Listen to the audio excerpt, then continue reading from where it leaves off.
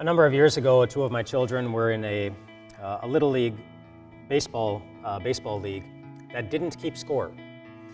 The kids were young. They just wanted to give the kids the experience of being on a team and having some fun without the pressure of feeling like they need to compete or they need to win. And it sounded like a great concept. The first afternoon that my boys had a game, it was a beautiful Sunday afternoon, and I'm sitting in the bleachers talking with the parents, having a good time. Nobody's keeping score.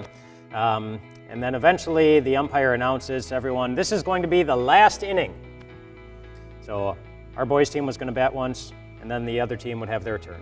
And my boys team, they didn't do so well in that part of the inning, and it went very, very quickly. But the next inning, it didn't go so quickly. The other team kept scoring run after run after run after run. People kept coming around the bases. In baseball, of course, you need to get 3 outs before the inning is over, and they had 1 out when they had runners on first base and second base.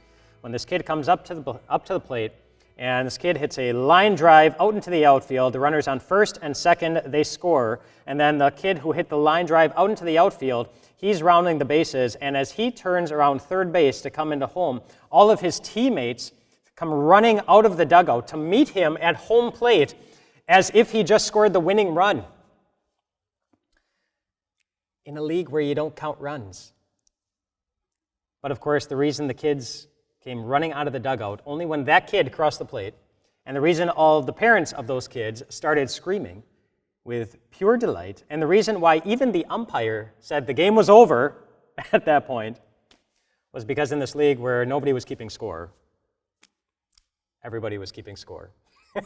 We knew that run was one more than the number of runs my boys' team had, and everybody knew it. They kept score. So what do I tell my kids on the way home? It's like, well, good job, boys. You didn't officially lose, but of course they were keeping score.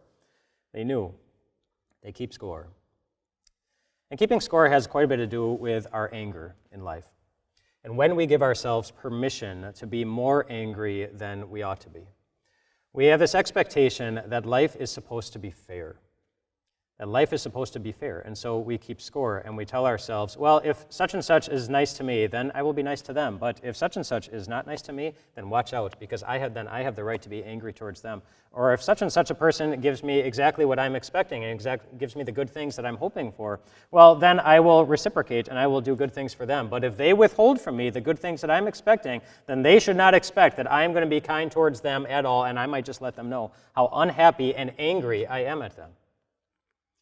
There are two problems with that expectation. Firstly, Jesus does not give us the right to expect fair treatment in this world. He said flat out to his disciples, in this world you will have much trouble, even if you aren't the cause of any trouble. Or another way to say it is, we don't have the right to expect to be treated any better than Jesus was when he came into this world.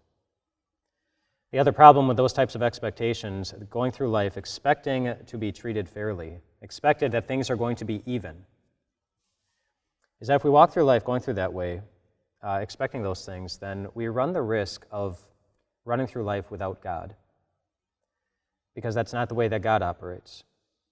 I mean, really, the question of the Christian life is, am I happy to have God and nothing else?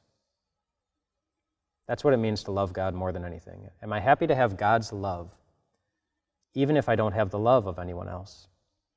Even if I don't have anyone else's acceptance or approval or fair treatment?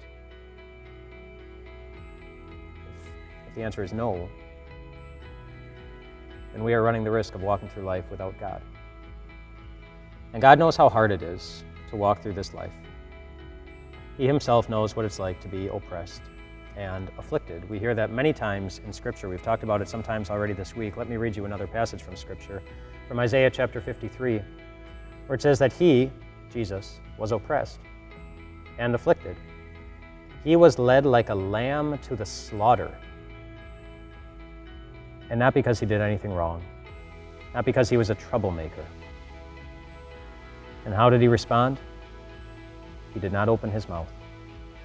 As a sheep before its shearers is silent, so he did not open his mouth. And why did he not open his mouth? Because he was happy having you and nothing else. You. and nothing else. And if you have a God like that, you don't need things to be fair, because you have the promise that one day it'll all be perfect.